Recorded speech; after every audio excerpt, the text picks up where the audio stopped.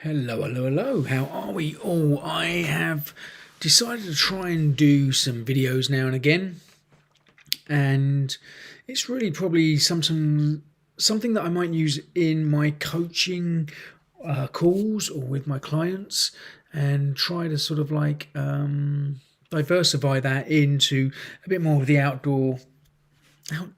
outside learning world. I probably haven't thought this one through very well. Come on, probably a bit too quickly. But anyway, let's just roll with the uniqueness of this. So basically, I've made this one called learning and what it can actually give you and how it can help your mindset. So one of the things that I kind of like to do is explore and read and watch, and not necessarily always things that are related very specifically to the subject I'm doing on, though I do a lot of that as well. But I got this from I recently came back from Rome, and I've just become immersed into the history of it. And I really wanted to sort of share one of the stories that I sort of like picked up. And I've been looking at Marcus Aurelius and Commodus, and but Julius Caesar, who is probably one of the most well-known Roman emperors, I discovered I knew very little about him really, and I kind of want to share his story a little bit to anyone that doesn't know it, and then help also explain why I'm sharing the story as well. So basically, Julius Caesar came from a wealthy family, and the wealthy family ended up having their land taken off them. It was by the Roman Empire. I don't know the full ins and out, and I'm sure there could probably be someone who might know more familiar with the story. But basically, by the time Julius Caesar was 19 years old, he was a private, a soldier within the Roman army. Because of his background, because of his upbringing, he was super ambitious, and he strived to become as high up the ranks as he possibly could and get within the political arena as well. But he knew he kind of had to master the military arena first and foremost. So he set off into the world of wars, and basically became a hardened soldier who was the first to run out into battles, the first to get into sword fights and what have you, and tried to become a leader right in his own way from the very beginning. And this did serve him. I'm going to try and condense it a little bit because I could just go on and on about this now. And basically, he worked his way up to becoming a general in the ranks. He became extremely good friends with two politicians. I'm trying to remember their name now. Crassus and Pompey, I think it is. Not Pompeii. That's the city.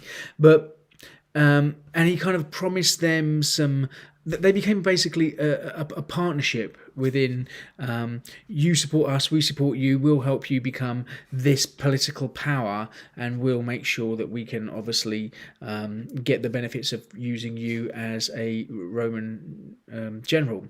And yes, so he sort of like built his way up and became basically the second in command, and had a lot of decision making ability. So it was still a republic. There wasn't any sort of emperors in those kind of times. It was run by the Senate. However, he was becoming too liked and too powerful, so he got demoted back into the military and out of the political arena. And he felt really aggrieved by this. And what he did was said, right, well, if I'm going to become a general, put me right on the boundary of a country that was called Gaul. We basically know it as France, Belgium, a bit of Germany as well, but that was basically the area. And this hadn't been dominated by the Roman Empire at this point. So, and he made the decision to go and do the fight to conquer this land. So he decided he would become a conqueror, even though he knew he needed permission from the Senate. He decided not to get that permission, and he just went off and he did. his own war, basically. So he took his group of soldiers, he went off, and he had some amazing battles. Again, I could go a lot more into the complexities of these battles in terms of like a wall being built to protect himself, but also encompass his main enemy, whose name I'm not even going to try and pronounce, Servetrox or something like that. But again, I should probably write all these things down and have them come up as we go along, sort of thing. And I understand this might end up being a long video, and I'm okay with that because I'm enjoying reliving the story in my own head, and I hope you're kind of enjoying a little bit of this learning, which is, there's a basis to all of this. So basically, yeah, we have now got Julius Caesar going off on his own into his out into the world and starting to conquer his own areas and what have you. So once again, Crassus and Pompey, I'm pretty sure it's Pompey, not Pompeii. I'll have to double check that later. Had decided he's becoming a bit too powerful because he was obviously conquering an area which hadn't been able to been conquered before. The people of Rome were actually thinking, this guy's all right, we like him, and therefore he was becoming more powerful. So he was becoming too popular.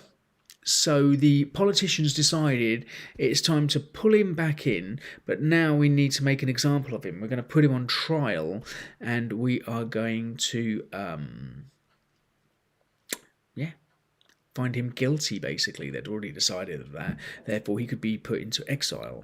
I've just remembered Crassus at this point has now died, but that's another story which I'll leave another way. That's quite an interesting one as well.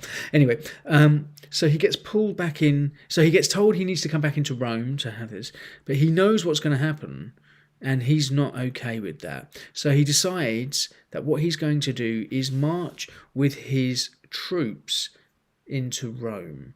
And there's a key, I'm trying to remember the name of the river now, and it's very specific because it's even today a cliche name today. But he had to make a decision at this actual point. The moment him and his army crossed that river, it was at that point it would be determined that he was invading Rome, a Roman general, and it would become almost a civil war in this respect. Pompey recognised what was kind of going on. He saw that he was going to be attacked by Julius Caesar and decided that what he needed to do was leave Rome and get his own army back, because he once upon a time was a general, so that he could then come and get rid of Julius Caesar. Julius Caesar knew what he was up to, and rather than actually just taking Rome, he actually followed Pompey down to the south of Italy and had to cross over into Greece to meet him in a battle, of which I think he only had about 11,000 soldiers. By this time, Pompey had amassed about 40,000 strong army, and there was a big battle. Obviously, Julius Caesar won. He then came back. He had no one then to attack him or take him down. So he assumed himself as dictator. In those days, that was known as an extremely powerful word rather than the connotations of where you would put that with today, i.e. someone like Putin or Mussolini or Hitler or any of that sort of stuff. He's now likely that was more a powerful word. And he basically then took over Rome. He took over the Senate. He told them how they had to live and what they had to do. And by and large, he grew Rome and the empire to something much more economically powerful and incredible. And he was just loved by and large by most of the people of Rome. The Senate, however, did not. And it was them that decided one day that they'd had enough, especially as he was growing more and more powerful, that it was time to end his reign. And as he came in with so much expectation and power, that he didn't even have bodyguards, that he was there stabbed 24 times to death. And that was the way they managed to get rid of him. So why am I bringing this up? Quite purely because the learning I get from something like this is when you have a belief and action taking, it's amazing what it is that you can actually get get done, what you can actually achieve. Julius Caesar started from poor beginnings as a private within the army and grew himself up within the military, moved into the political arena, got taken out of the political arena, but always knew that he was supposed to be back there and be a leader, and he did everything that he knew he could. Now, admittedly, there was some bad stuff that went on with Julius Caesar. He definitely probably, I mean, wasn't kind in some aspects, but you know what, the learning and the teaching that I get from something like this is that if you have a desire, a goal, and a belief, and you just take action, what is it that you could actually achieve? So that's where I start to connect the story of something like that, which I think is just really brilliant and incredible, into more of a coaching field. I just realised I've got 2 minutes to my next appointment, so I better wrap up. I hope you've enjoyed this 10-minute waffle, and look forward to seeing you again soon for maybe where I'll share another story. Bye now.